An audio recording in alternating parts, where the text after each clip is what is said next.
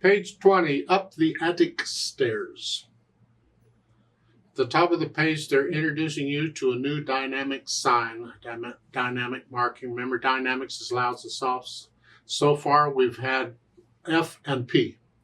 Now we get an MF. Well, the F, remember, stands for forte. The M stands for mezzo, or medium, moderate. So a mezzo forte is medium loud, moderately loud. I call it sort of loud. Not loud, just sort of loud. So you have different shades or values in loud, really loud, super loud, whatever. This is just sort of loud. It's a range. You have to feel it. Okay, what do you think sort of loud is in your situation? Now, up the attic stairs, we're going to be using these three notes on the keyboard we've been working on, the C, D, and the E. Here. These three notes, remember where they are. It's important you know what these notes are on the keys themselves, the notes C, D, and E. And we're going to use different ones, so we're going to use this group. Middle C's here, go down to this group, and you can use four of them. 1, 2, 3, 4. So we're going to use four groups of these. We're going to move around because these notes in the music keep going up, so we're going to keep going up. And the fingers, it's right hand only, right hand, and the fingers are 1, 2, and 3. So you're kind of in this position. Well, let's talk about that. Because when you start getting to the extremes of the keyboard, the hands get at quite an angle to the keyboard. Now, sometimes you have to use the wrist to straighten them out a little bit. But if we can help it, we don't want to do that. Here, I suggest you leave your wrists straight as you come down, and you're at a bit of an angle, and you just play it that way. Don't try and straighten up. No, and don't lean. You need to stay upright, keep your balance. It's important to keep your balance. Just reach out. You twist a little bit if you have to, and you reach out, and you're here. When you come up here, you're not so bad. Now here, you're closer to right on. And then here, you're a little angle this way. But my wrist is staying pretty straight throughout the whole thing. That's what I'm after here. So let's go through the process for learning a piece of music. I look it over. I see it's the one line long. I see quarter notes and quarter rests in it. Okay. The time signature, always check the time signature. It's 4/4 time. And I can play it okay. There's 1, 2, 3, rest. During the rest, I'm going to come up because the beat has to be a steady beat.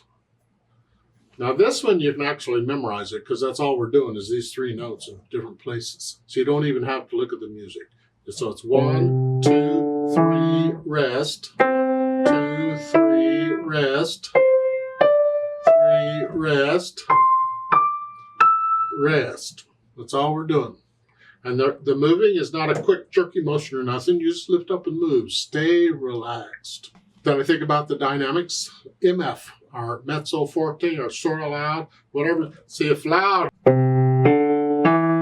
And then in the second measure, you see under the notes, it says gradually softer to the end. So each measure, I'm going to get a little softer. So the second measure will be a little softer than the first. Next measure will be a little softer than that. And the last measure is a P. That's soft. So it's like each measure got a little softer. Started sort of loud. Not quite. Not quite. And then soft.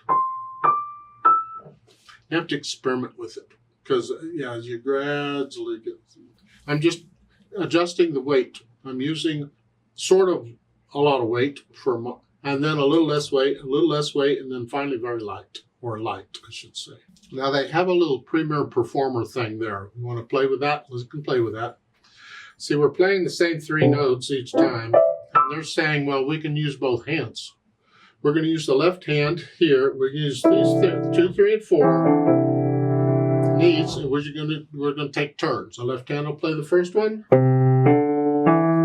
The right hand will play the next one. And the left hand plays the next one. And the right hand plays the next one. So you're alternating here. It's important we develop the ability to do that because, again, the beat has to be a steady beat. So it's a 1, 2. as I'm playing these notes, I'm getting the hand in position. 2, 3, rest, rest, rest. See, I wait until I start playing the notes before I move it. One thing at a time here. I don't want to have to be thinking about moving the hand and counting and playing in this hand all at the same time. So I wait until I start playing this hand before I move the next hand up. Here. It takes a little practice because now we're coordinating the hands and doing different things at the same time. And it's important that we develop that independence of the hands over time. We'll get there. You want to try that? You go right ahead. Let's do this duet thing. I'm going to do that. And you play this. If you use one hand or two hand, I don't care how you do it. We'll just try it out. 1, 2, ready, go.